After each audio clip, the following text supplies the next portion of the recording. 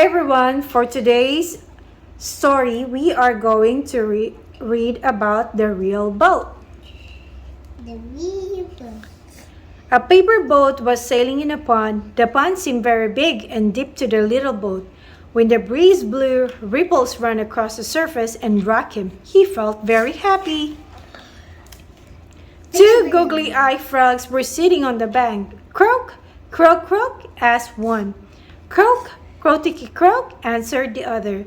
In frog language, this meant, "Look, what's that? Where did that come from?" Humans are always throwing trash in the water, but the paper boat could speak frog language. "I'm not a trash, I'm a boat," he said.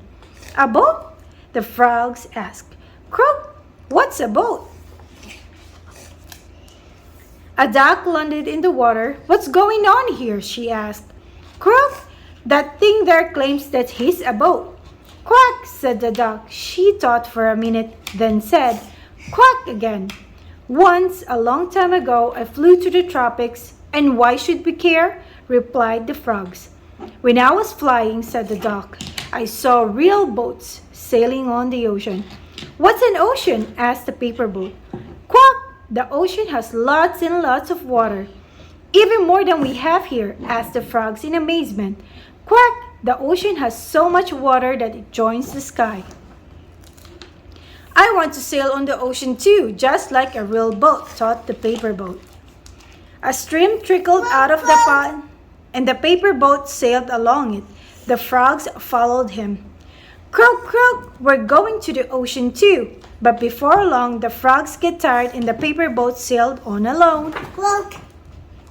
The stream got wider and wider. Wow, there's so much water, marveled the paper boat.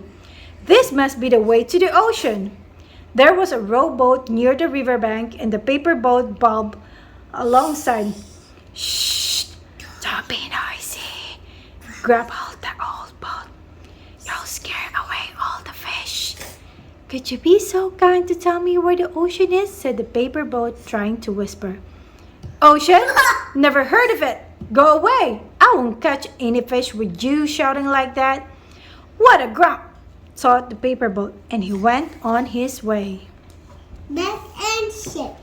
After a while, the stream joined another stream and became a river. The banks were even farther away now. A motorboat rode past.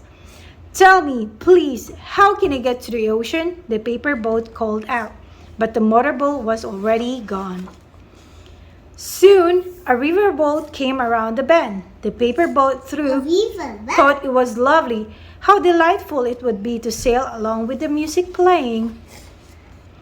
But the riverboat didn't know the way to the ocean. I just take passenger up and down the river. Try asking the barge over there. What are I doing? They're watching the boat. They're watching the boat. In the distance was a barge piled with high sand. When the barge got closer, the paper boat said, You must be really strong to carry so much sand.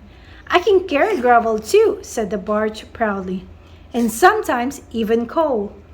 The paper boat suddenly realized that the barge wasn't moving by herself. A small, sturdy boat was pushing for her from behind, huffing and puffing. Now you are a strong boat, said the paper boat with admiration.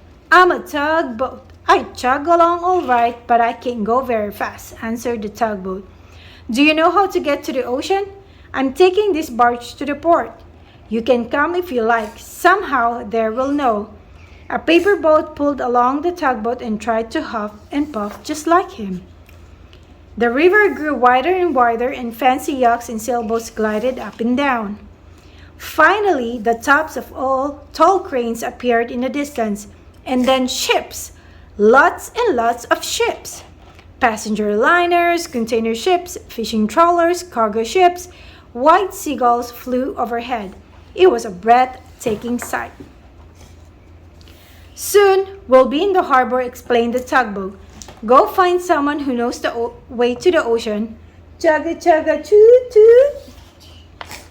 There was so much to see in the harbor. Ships were loaded and unloaded. Tall cranes raised and lowered shipping containers. In one cage were two giraffes. A crane picked up the cage as though it was empty and carefully set down on the dock. At the wharf, one end of a ferry boat swung open and formed a ramp. A car drove out, then another, and another, and another. The paper boat counted the cars up to 100, which was as high as he could count, and still they kept coming. Soon it was dark. The lights came all over the port. A passenger lining shone like an enchanted city. Do you know the way to the ocean? Asked the paper boat. I'm going there first thing in the morning, the ship replied.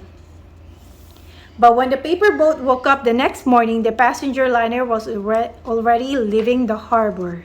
Oh no! You wouldn't be going to the ocean, would you? The paper boat asked the fishing trawler. Of course I am. Can I follow you? Come along, but be careful not to get caught up in my net, the trawler said with a laugh, and the paper boat sailed behind him. Then the paper boat saw something strange and frightening. Smokestacks rose from the water like parts of a sea monster's body.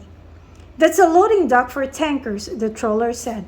And that is my old friend Supertanker. See that big pump filling him full of oil?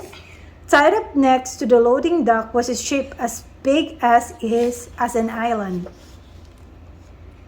Hey there, floating tin can, the fishing trawler called out to the tanker. Hi, fish catcher, replied the tanker. I could smell you coming a mile away. You should talk. Do you think you smell like roses? They won't even let you into the port. You have to sit out here by yourself. Yes, it is kind of lonely, agreed the tanker. Well, you take good care of your belly. You don't want any oil to spill into the sea. See you later. The fish will be wondering where I am. Goodbye for now, said the tanker. The port grew smaller and smaller in the distance until they couldn't even see ships anymore, and there was no land in sight. Just water and more water stretching to the sky. The paper boat was sailing on the ocean, on the real ocean. He bounced on the waves and splashed. He even tried to whistle like an ocean liner, but he could only make a funny little beep. After a while, dark clouds appeared onto the horizon.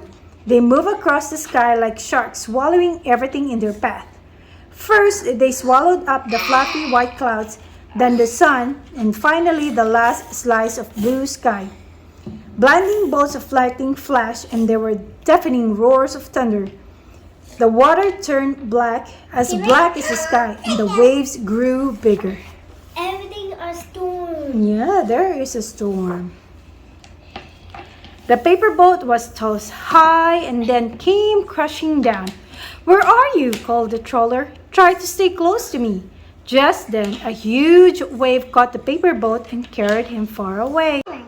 When the storm had passed, the trawler was nowhere to be seen. The sea grew calm and the sunlight danced on the still water. The paper boat was very frightened. The storm had bothered him badly and he was all alone on the huge ocean. Just then, an unknown ship came out of the fog like a ghost. It had antennas and radar transmitters sticking out everywhere. It was one of the naval fleet's destroyers. The destroyer seemed cold and expressionless, and the paper boat didn't dare to speak to him. Then the destroyer disappeared back into the fog as though he had never been there at all. The paper boat had completely filled with water and it started to sink. As it sank deeper into the ocean, there was less and less light, and the water pressed down on him more and more. Finally, he reached the ocean floor. He sighed sadly.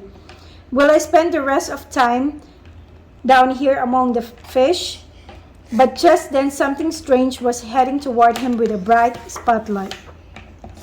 Did you sing too? Asked the paper boat. Are we partners in misfortune? We're not partners of any sort. I am a submarine. I sink down whenever I want, and then when I want to, I go back up, replied the submarine. And she rose toward the surface. The paper boat was left all alone again. But then came a man in a diving suit. Here is a paper boat. Would you believe it? Thought the diver. The diver climbed back on board the research ship and handed the paper boat to his captain. How in the world did you wind up at the bottom of the ocean? The captain asked. You're so tiny, you must have sailed so far. A true seafarer, a real boat. A real boat needs a name, the captain said. He cut a plaque of the cardboard and wrote on it fancy letters, Intrepid. Then he glued the plaque onto the side of the paper boat. The paper boat sighed happily. At last, he was a real boat. The end.